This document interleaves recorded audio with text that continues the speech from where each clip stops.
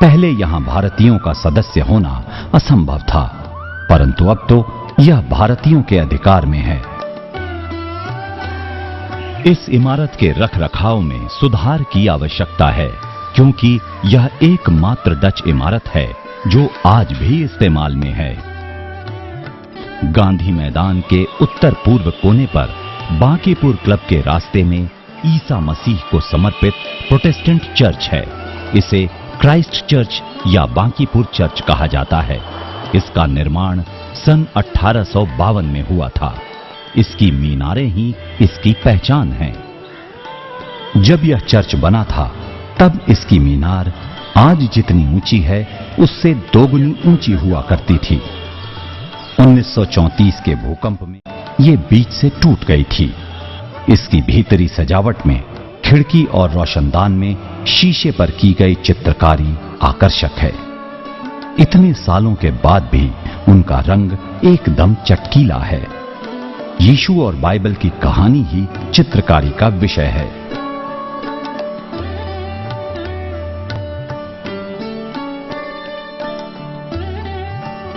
English style का बना यह चर्च अपने समय की कहानी आज भी बयान करता है।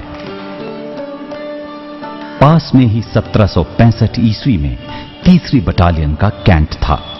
कुछ उपद्रव हो जाने के बाद उस कैंट को दानापुर भेज दिया गया।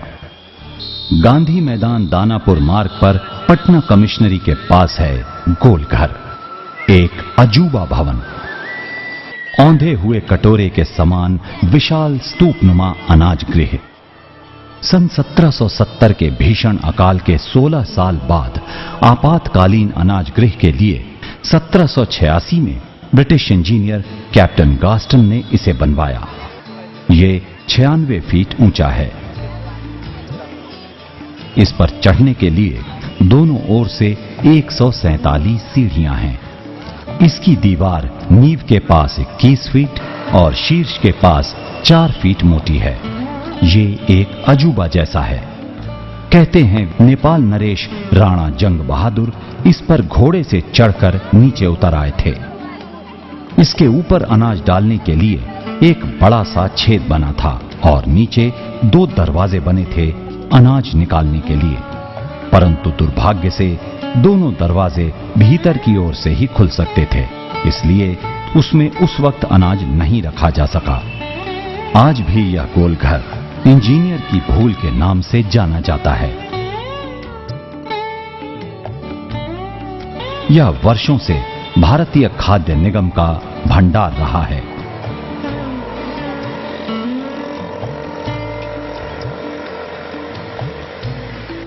गुलजार बाग स्टेशन से 1.5 किलोमीटर पश्चिम गंगा सेतु के पास अवस्थित है सम्राट अशोक का बनाया हुआ विख्यात कुआं, अगम कुआं। इसकी गहराई की थाह आज तक कोई नहीं लगा सका। इसका व्यास 44 फीट है। इसमें चारों ओर ऊंची ऊंची दीवारें हैं। दीवारों में 8 मेहराबदार खिड़कियां थीं, जिनसे कुएं में झांका जा सकता था। आज खिड़कियां सलाखों से बंद कर दी गई हैं। इस कुएं के साथ कई किंवदंतियां प्रचलित हैं। कोई कहता है इसी कुएं में अशोक ने अपने 99 भाइयों को मारकर डाल दिया था। किसी की मान्यता है कि इस कुएं में जलते कोयले की ज्वाला धधकती रहती थी। शायद अशोक इसे नर्क की आग का प्रतीक दिखाना चाहता था। चर्म रोग और चेचक पर यहां का जल छिड़का जाता रहा है।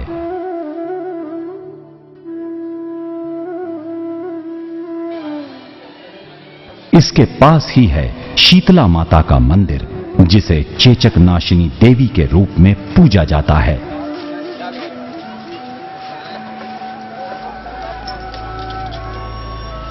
अगम कुआं से पश्चिम की ओर बढ़ने पर पुरानी बाईपास रोड पर भग्नावशेष है कुम्हरार। आज यहां सिवाय पत्थर के स्तंभ के एक टुकड़े के कुछ भी शेष नहीं है। इस जमीन के अंदर दफन है अशोकाराम और कुकुटाराम के अवशेष। कहते हैं यहीं पर राजा अशोक का 80 प्रस्तर खंभों वाला हॉल था। यहां अशोक का दरबारे आम लगता था। संभवतः कुक्कुटाराम ही अपभ्रंश होकर कुम्हरार हो गया हो। अशोकाराम का अर्थ कुछ इतिहासविद अशोक के हरम से लगाते हैं, लेकिन बौद्ध साहित्य में आराम शब्द का प्रयोग बौद्ध विहार के रूप में भी हुआ है, जैसे संघाराम। इस बात की पुष्टि उससे भी होती है कि यहीं पर अशोक ने तृतीय बौद्ध संगति करवाई थी और यहीं पर मोगलीपुत्तिष्य ने अभिधम्म का नियमन किया था। इसी स्थान पर मनिंदर के गुरु नागसेन तथा पाहयान ने बौद्ध धर्म की दीक्षा ली थी। यहां से कुछ ही दूरी पर पंच पहाड़ी नामक टीले पर बैठकर अशोक ने बौद्ध भिक्षु उपगुप्त से प्रवज्ञा ग्रहण की थी। कुम्हरार के क्षेत्र में ही वैद्य चरक का चिकित्सालय भी था, जिसका भग्नावशेष आज भी है।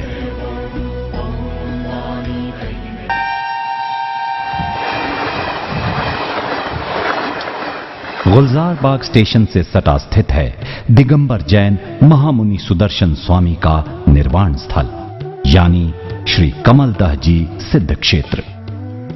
आज यहां एक काले प्रस्तर का चरण चिन्ह तथा आसन ही मौजूद हैं, परंतु भग्नावशेष बतलाते हैं कि यह पावापुरी की तरह ही जल मंदिर रहा होगा। चारों ओर कमल के फूल खिलते होंगे। ऐसी मान्यता है कि सुदर्शन महाराज को यहीं पर सूली की सजा हुई थी, परंतु उनके चमत्कार से सूली सिंहासन में बदल गई और स्वामी जी को कैवल्य ज्ञान प्राप्त हुआ। यहीं पर उन्हें निर्वाण भी मिला। आज ये दिगंबर जैनियों का पवित्र तीर्थ है। पास में ही श्वेतांबर जैनियों का यह मंदिर कुछ ऊंचाई पर स्थित है और बिहार पुरातत्व विभाग द्वारा संरक्षित है। अतीत के हस्ताक्षर का सफर हम यहीं समाप्त करते हैं, इस संकल्प के साथ कि इतिहास की अमूल्य धरोहरों की रक्षा करना हमारा राष्ट्रीय कर्तव्य है। अपने पूर्वजों के प्रति सम्मान और कृतज्ञता प्रकट करने का एक विवेकपूर्ण तरीका है। आइए, जो धरोहर बची है और जो भविष्य के धरोहर योग्य है, उन स्थलों की सुरक्षा का व्रत लें।